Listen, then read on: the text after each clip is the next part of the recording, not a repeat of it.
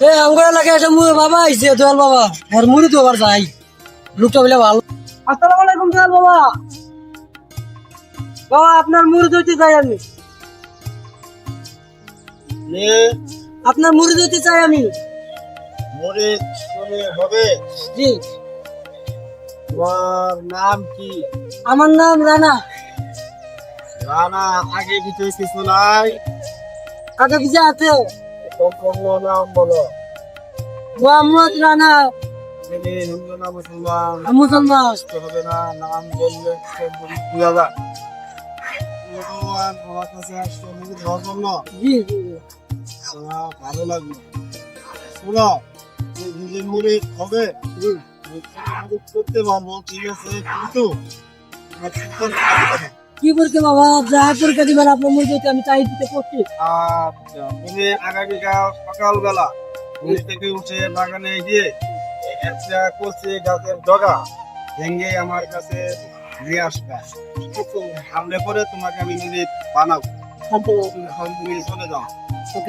আসসালামু আলাইকুম। ওয়ালাইকুম আসসালাম। দোকান নিচ্ছে এই দোকানে তো ভালো লাগে না এটাই নেই এটাই যে আমার বুড়ি বানাবো আমারে বাবা আমি কজন দোকানে আইছি। অবশ্য ব্যস্ত হয়েও না, আগে দেখতে দাও দাও।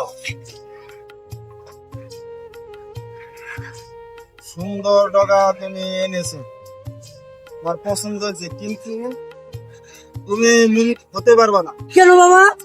এজন্যই হতে পারবা না, এটা রাখো। এত সুন্দর একটা ডগা তুমি ভেঙে নিয়ে আসলা, তোমার ভিতরে কি মায়া দেওয়া নাই?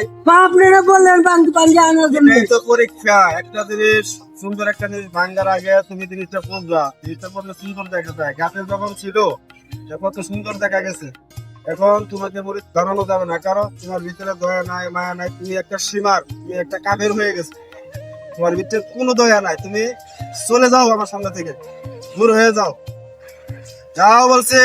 বাবা এইটুক ভুলের কারণে আমার মুরগ বানাবেন না। না, তোমাকে মরিচ ধরানো যাবে না, তুমি চলে যাও বলছি। তুমি চলে যাও, সরো, যাচ্ছ না কেন তুমি? আরো লোক আছে, তাদের আসতে দাও, যাও।